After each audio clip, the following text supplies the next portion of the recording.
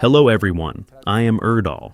I have served for years as a city police officer, state police officer, crime scene investigation detective, special agent at the intelligence and investigation levels in the FBI, and also one of the trainers who provide firearms training to special agents in the FBI. I am currently living in the city of Chicago, in the state of Illinois, in America. So today, I will watch FBI scenes from movies and series with you and make some comments about them.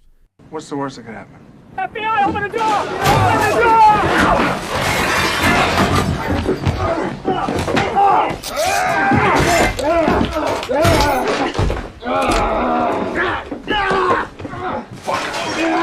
Fucking cocksucker!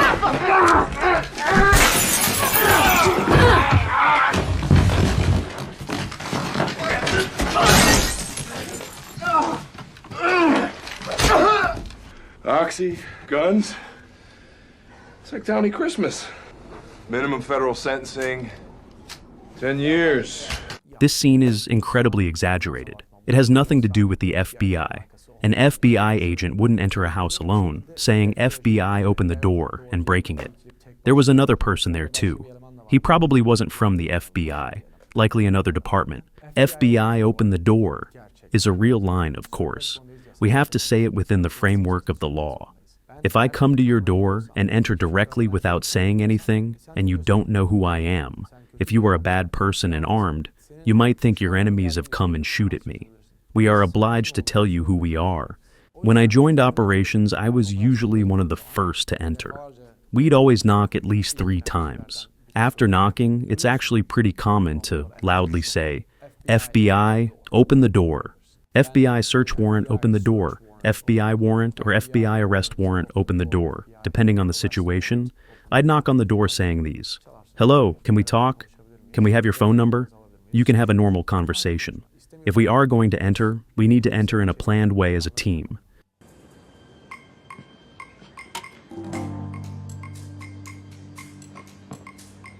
Special Agent John Hartley, FBI. We met earlier. Are you a little outside your jurisdiction? I am. Good thing these guys aren't.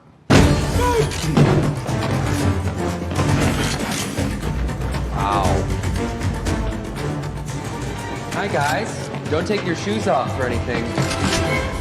Normally, the FBI does not conduct operations in other countries. If it does, these operations are conducted with the host country's knowledge and approval. This is because if an FBI agent, or to be precise, an officer of the United States, conducts an operation in another country without notifying that country, it could lead to a diplomatic crisis. If a U.S. official conducts operations in another country, they would be regarded as a spy acting on behalf of the U.S.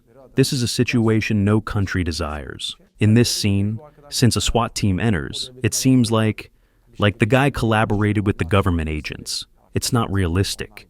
We don't do that. While the guy was sitting there, the team directly stormed in. Their entry was tactically quite poor anyway. Typical Hollywood, as I said. If there was any conflict when they entered, the guy whom we call the agent would also be in danger there, due to the guns of the other police officers, because those barrels seem to be pointed at the agent here as well.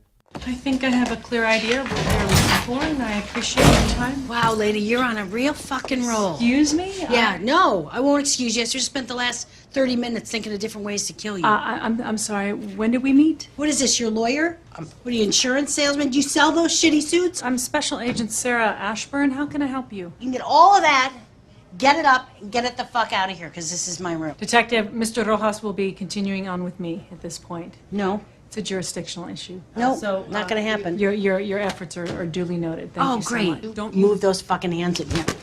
I'll get that hey, I'll take that fur right out of your fucking hair.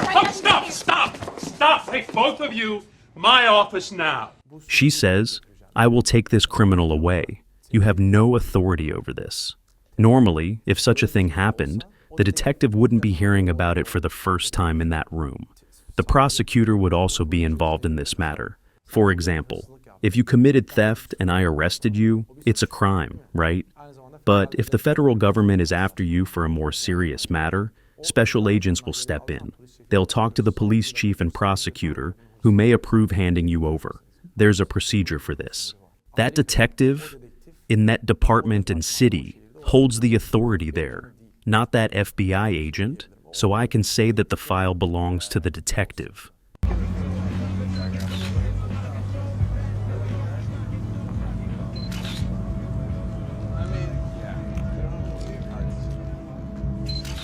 Desmond Eldon, systems tech at Vericon, 22 years old. Albert McGlone. Only in Boston is a guy named Albert McGlone. Mr. McGlone never met a car he couldn't boost. These guys plan and execute with sophistication and discipline. There's this guy, Coughlin's best friend, Doug McRae. Lives in the same house, dated Coughlin's sister, grew most likely mules, with a florist who used to employ McRae's father. First, they conduct surveillance. They observe the environment.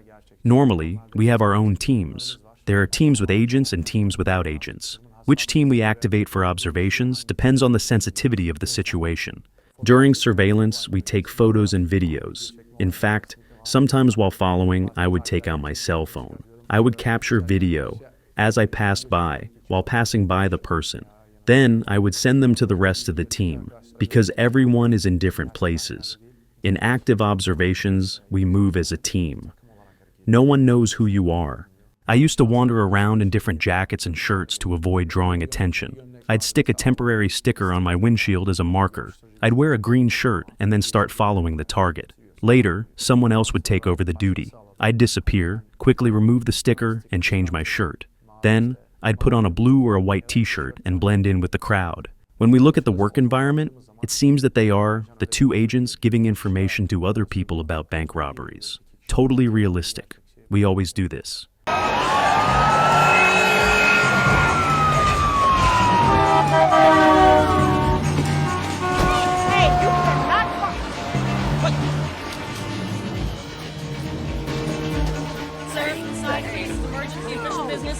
Side, please. Side, please. Thank you.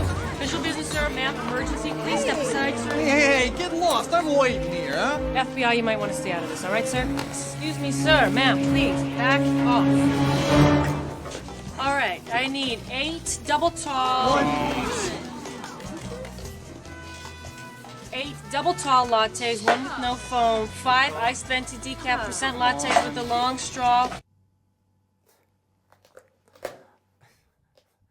This is the quickest and easiest way to lose not only your badge and gun, but also your entire position within the department.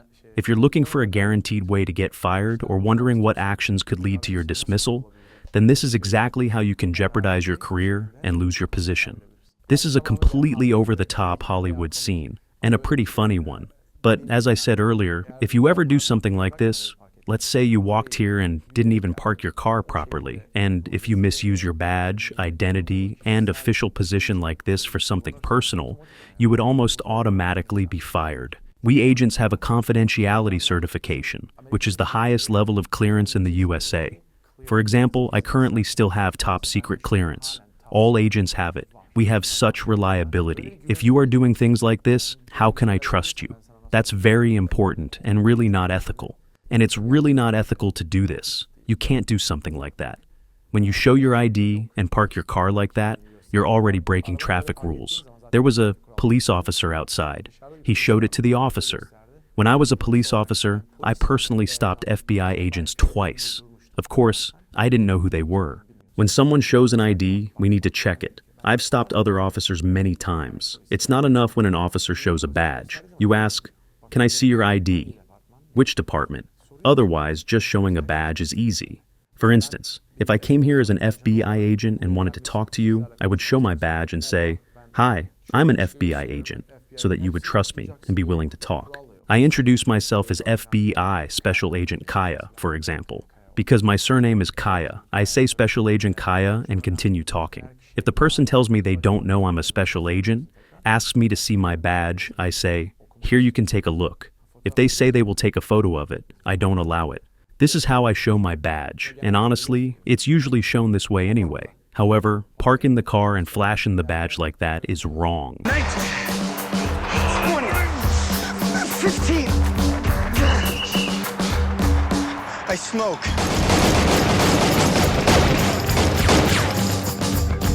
Hey, I think there's something wrong with my gun.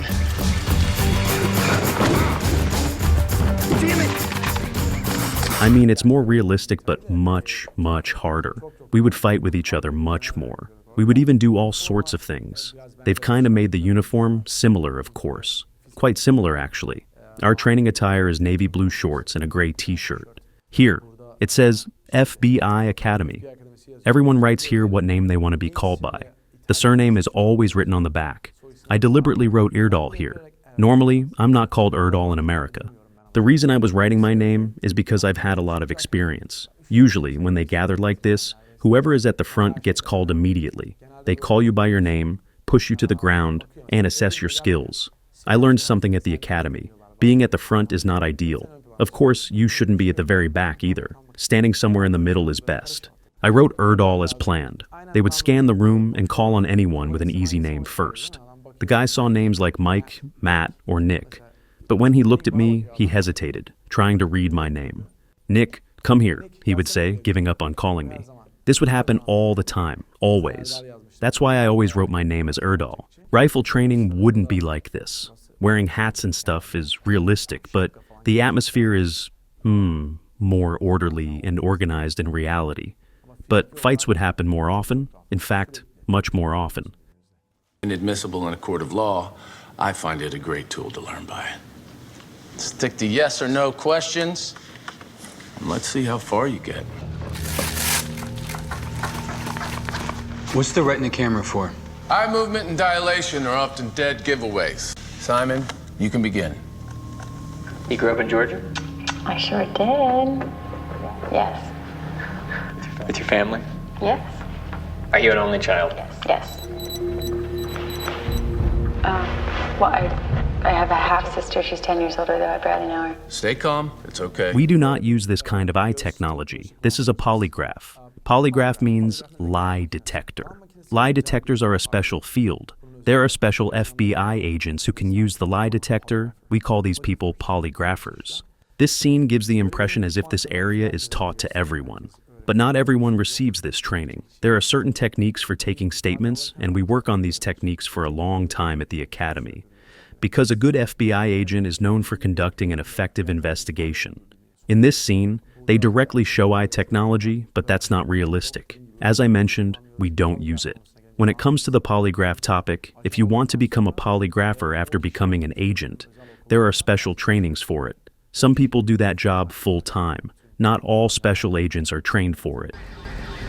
If you harm anyone, it will not end well for you. Special Agent Holden Ford.